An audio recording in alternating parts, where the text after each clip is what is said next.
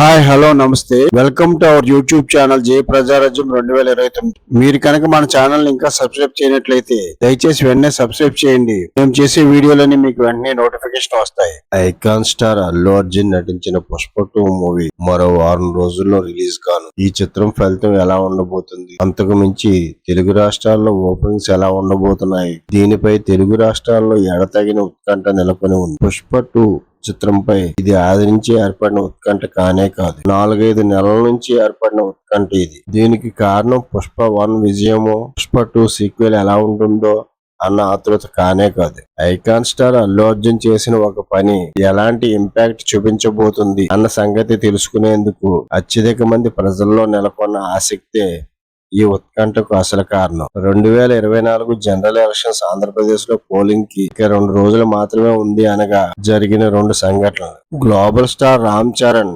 పిఠాపురంలో ఎన్నికల బరిలో నిలిచిన తన బాబాయ్ పవన్ కళ్యాణ్ కు నైతికంగా మద్దతుగా నిలిచేందుకు పిఠాపురం వచ్చారు. ఆయన వెంట తల్లి సురేఖమ్మ, మేనమామ అల్లు అరవింద్ కూడా వచ్చారు. సరిగ్గా అదే సమయంలో చరణ్ బావమరిది అల్లు అరవింద్ తనయుడు icon star Allu Arjun YCP తరపున పోటీ చేస్తున్న శిల్పా రవిచంద్ర కిషోర్ రెడ్డికి మద్దతు తెలిపేందుకు నంద్యాల వెళ్లారు. ఇది అటు రాజకీయంగాను సినిమాల పరంగాను సంచలనం సృష్టించింది. అల్లు అర్జున్ చర్యను ఖండించిన వాళ్ళు ఉన్నారు, సమర్థించిన వాళ్ళు ఉన్నారు. ఒకే కుటుంబానికి చెందిన వ్యక్తులు వేరు వేరు రాజకీయ పార్టీలో ఉండగలేనిది అల్లు అర్జున్ తనకు ఇష్టమైన వారికి మద్దతు ఇవ్వడంలో తప్పు లేదు అనేది కొందరి వాదన. ఆ మాటకొస్తే మెగాస్టార్ చిరంజీవి కాంగ్రెస్ లో కేంద్ర మంత్రిగా ఉన్న సమయంలోనే పవన్ కళ్యాణ్ జనసేన పార్టీ పెట్టి తెలుగుదేశం పార్టీకి మద్దతు ఇచ్చారని వారి వాదన. మెగా ఫ్యామిలీ ఫ్యాన్స్ జనసేన శ్రేణులు మాత్రం అల్లు అర్జున్ పై తీవ్ర స్థాయిలో విరుచుకుపడ్డారు. మెగా ఫ్యామిలీ అంతా జనసేనను సపోర్ట్ చేస్తున్న సమయంలో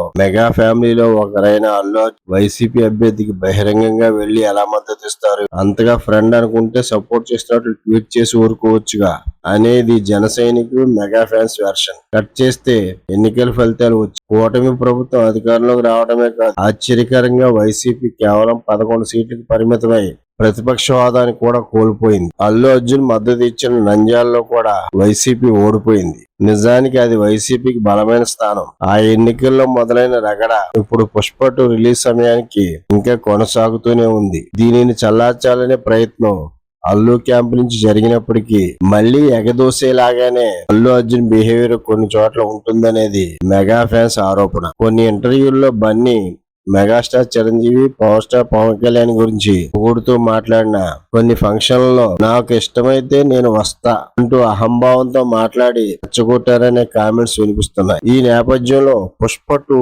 సక్సెస్ ని అల్లు క్యాంప్ ప్రతిష్టాత్మకంగా తీసుకుంది.